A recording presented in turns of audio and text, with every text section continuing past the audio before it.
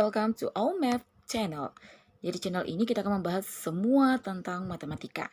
Kalau kamu ada pertanyaan atau misalkan kamu mau request topik untuk di videoin, kamu tinggal komen aja. Jangan lupa nyalakan loncengnya ya. Selamat belajar. Sekarang kita masuk ke pembahasan baru tentang aplikasi turunan. Jadi kali ini tentang selang kemonotonan dan kecekungan kurva. Kalau dilihat judulnya kayaknya bikin pusing, tapi sebenarnya tidak. Materinya tidak. Kalau kamu pelajari nanti kita sudah masuk, pasti kalian bilang gampang sih ternyata begitu aja. Hanya judulnya saja yang menakutkan. Oke, yang pertama kita akan membahas tentang selang kemonotonan. Nah, kalau ada kata selang, kalau dalam matematika itu selang berhubungan dengan interval. Oke, jadi tentang interval kemonotonan, maksudnya seperti apa? Yaitu kita akan mempelajari tentang kurva fungsi naik, fungsi turun, dan fungsi diam atau fungsi stasioner sebagai teorema daripada kemonotonan. Oke, kita langsung saja masuk ke dalam materinya. Misalkan suatu kurva fungsi, dia memiliki turunan pertama, berarti gradiennya ada, dan gradiennya itu ada pada nilai X di interval tertentu. Jadi kondisinya seperti ini. Oke. Jadi antara selang kemonotonan ini berhubungan dengan turunan pertama. Jadi ini turunan pertama ya, tentang selang kemonotonan. Oke, jadi kita agak move on dulu dari fungsi maksimum minimum. Jangan sampai masih belum move on dari turunan kedua, turunan kedua. Ya, move on dulu nah. Sekarang kita kembali ke turunan pertama, Ji. Nah, jadi dari turunan pertama ini, selain bisa menentukan nilai fungsinya maksimum minimum, membuat fungsi maksimum minimum, ternyata dari turunan pertama juga kita bisa menentukan kondisi daripada kurva. Maksudnya adalah apakah kurva tersebut naik, apakah kurva fungsi tersebut turun, ataukah dia diam. Nah, ini ditandai dengan 3 hal. Yang pertama, kalau turunan pertamanya besar 0, maka tandanya itu kita kasih positif, maka kurva fx itu akan naik. Jadi kurvanya akan naik. Kalau dia turunan pertamanya kecil 0, berikanlah tanda negatif di kurvanya, maka kurva fx itu kondisinya turun. Kalau turunan pertamanya sama dengan 0, maka kurva fx itu dikatakan fungsi diam atau fungsi stasioner. Oke, jadi hanya 3 kondisi. Turunan pertama besar 0, fungsinya naik. Turunan pertama kecil 0, maka fungsinya turun. Turunan pertama yang sama dengan 0, berarti dia fungsi diam. Oke, kalau digambarkan kondisinya mungkin seperti ini. Jadi, kalau kamu lihat di sini, ini kan naik dari interval sini. Pokoknya, anggaplah ini misalkan ini adalah A. Misalkan ya, di sumbu X ini B, ini O. Terus ini adalah C, ini adalah D. Nah, kamu lihat pada saat intervalnya di sebelah kirinya A, kiri A menuju A. Dari puncak sini saya kasih sesuatu. Misalkan di sini apa ya?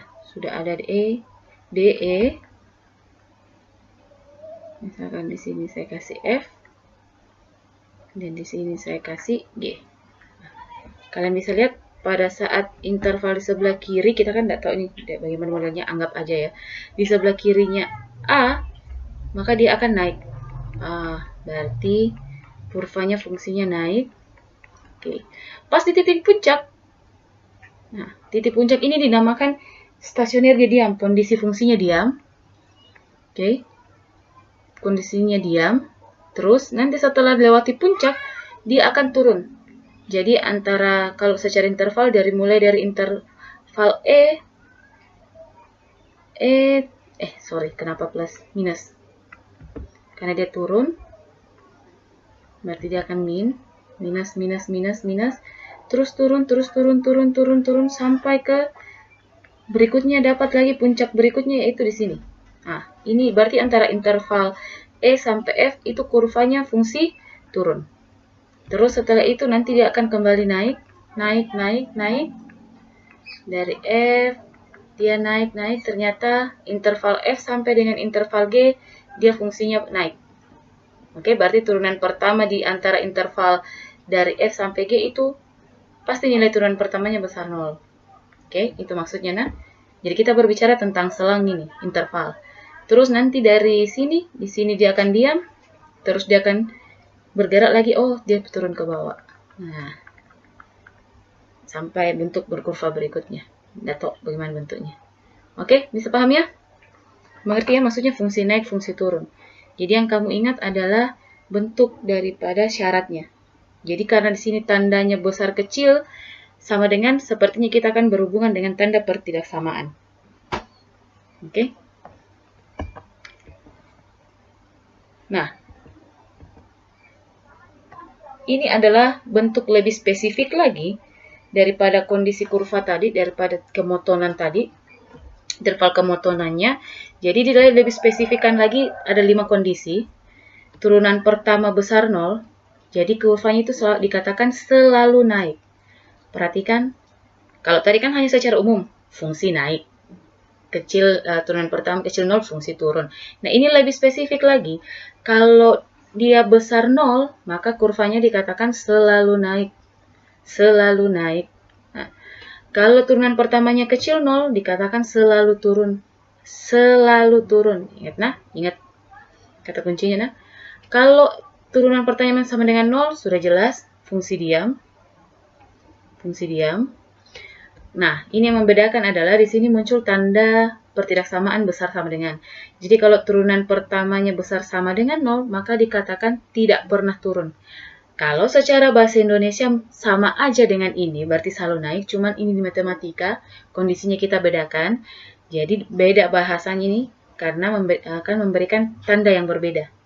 Kalau dikatakan tidak pernah turun, jadi kalau misalkan soalnya katakan tidak pernah turun, berarti tanda pertidaksamaannya adalah besar sama dengan 0. Turunan pertamanya besar sama dengan 0, berarti kalau turunan pertamanya kecil sama dengan 0, berarti tidak pernah naik. Yang tadi ini tidak pernah turun, kalau kecil 0 berarti tidak pernah naik, selalu turun. Hanya perbedaan bahasa, cuman kalau di matematika itu beda bahasa, beda arti. Bisa ya? Jadi ini lebih spesifik lagi tentang selang kemonotonannya. Kita masuk ke contoh saja. Kita masuk ke contoh. Diberikan fungsi fx sama dengan x pangkat 3 kurang 6x kuadrat tambah 9x tambah 1. Maka tentukanlah interval x supaya fungsi selalu naik dan b fungsi selalu turun. Nah, ini yang saya katakan tadi. Jadi soalnya spesifik, meminta kondisi kurvanya. Karena dia minta selalu naik, berarti otomatis turunan pertama x itu besar daripada 0. Selalu turun berarti turunan pertama x itu kecil daripada 0. Hati-hati. Hati-hati ya. Penggunaan syaratnya. Oke, sekarang kita kerja bagian A. Untuk bagian A kita sudah tahu kondisinya turunan pertama besar 0. Berarti kita turunkan saja fungsinya. Berarti 3x kuadrat dikurang 6. Kurang 6. Kurang 12x tambah 9 besar 0. Bagi 3 boleh, mau disederhanakan. Dikurang 4x tambah 3 besar daripada 0. Berarti nanti kita akan dapat faktornya yaitu x kurang 3, x kurang 1 besar daripada 0. Berarti dengan solusi dari pertidaksamaan, ingat lagi materi kelas 10, berarti ini x kecil daripada 1 atau x besar daripada 3. Ingat lagi uji tanda pertidaksamaan.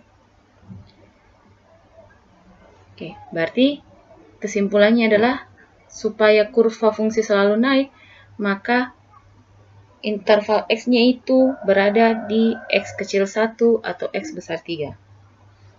Jadi solusinya seperti ini. Untuk bagian B, selalu turun, berarti turunan pertamanya itu kecil daripada 0. Oke. 3x kuadrat kurang 12x tambah 9 kecil 0. X kuadrat dikurang 4x tambah 3 kecil 0. Berarti kita dapat faktornya x kurang 3, x kurang 1 kecil 0. Uji tanda pertidaksamaan nanti kita akan dapat yaitu 1 kecil daripada x kecil daripada 3. Oke, selesai. Maka interval daripada fx supaya dia selalu turun yaitu x-nya di antara 1 dan 3. Jangan lupa subscribe, like, and share, aktifkan loncengnya ya.